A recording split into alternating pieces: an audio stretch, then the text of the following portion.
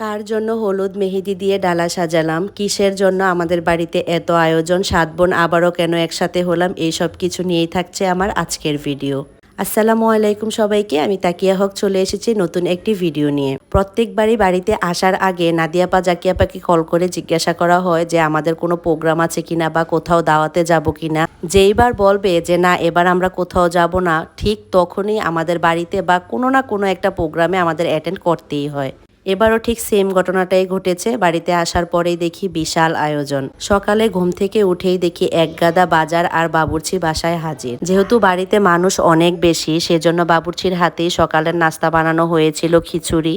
তারপর একে একে সব রান্না শেষ করে নেওয়া হচ্ছিল। আমরা সব বোনরা একসাথে মাংস টেস্ট করছিলাম সবকিছু ঠিক আছে কিনা।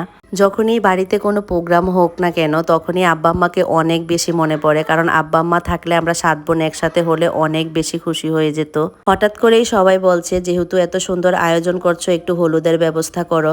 তাই কোথায় আর যাব, ডালা পাবো কোথায়, আমাদের হুটকাতলি বাজারে চলে গিয়েছিলাম ফিরোজ ভাইয়ের দোকানে। কারণ ভাইয়ার দোকানে সব কিছুই পাওয়া যায়। ভাইয়ার দোকান থেকে একটা ডালা নিয়ে আসলাম। আর কখনোই দোকানে আমি এক কাজ নিয়ে যেতে পারি না। যাওয়ার সময় মেজো আপাও আমাকে ধরিয়ে দিল আরেকটা কাজ, আপার জন্য একটা টেবিল ক্লথ নিয়ে আসতে। সেখানে যাওয়ার পর 2টা 500 পছন্দ হয়ে গিয়েছিল, সেখান থেকে 2টা নিয়ে আসলাম। ভাইয়ার দোকানে গিয়ে যদি আপনারা বলেন ভিডিও দেখে এসেছেন, তাহলে অবশ্যই ভাইয়া ডিসকাউন্ট দিবে। বাড়িতে এসে দেখি সবাই তো অনেক কাজ নিয়ে ব্যস্ত। আমরা কোনো বোনই আল্লাহর রহমতে একসাথে হলে বসে থাকি না। যেহেতু কাজ বেশি, সেক্ষেত্রে আমরা সবাই চেষ্টা করি কাজগুলাকে শেষ করে একসাথে বসে আড্ডা দেওয়ার। সেই অনুযায়ী সবাই কাজ করে নিচ্ছিল। তারপর হচ্ছে হলুদ আর মেহেদি বাটা শুরু করে দিল। আমাদের কলিয়াপা অনেক সুন্দর করে মেহেদি আর হলুদগুলা বেটে দিয়েছিল। তারপর আমাদের একটা দাদি, তিনি হচ্ছে দুর্বা ঘাস আর হচ্ছে ধান নিয়ে আসে ডালাতে রাখার জন্য। তারপর আমরা সব কিছু রেডি করে নিচ্ছিলাম। যেহেতু দুপুর হয়ে গিয়েছিল, আমরা সব কিছু একটু তাড়াতাড়ি করার চেষ্টা করছিলাম। তারপর এই যে আমাদের রাহেলকেই হলুদ দেওয়া হবে, তাকে হচ্ছে একটা লুঙ্গি আর একটা গামছা পরিয়ে দেওয়া হচ্ছিল।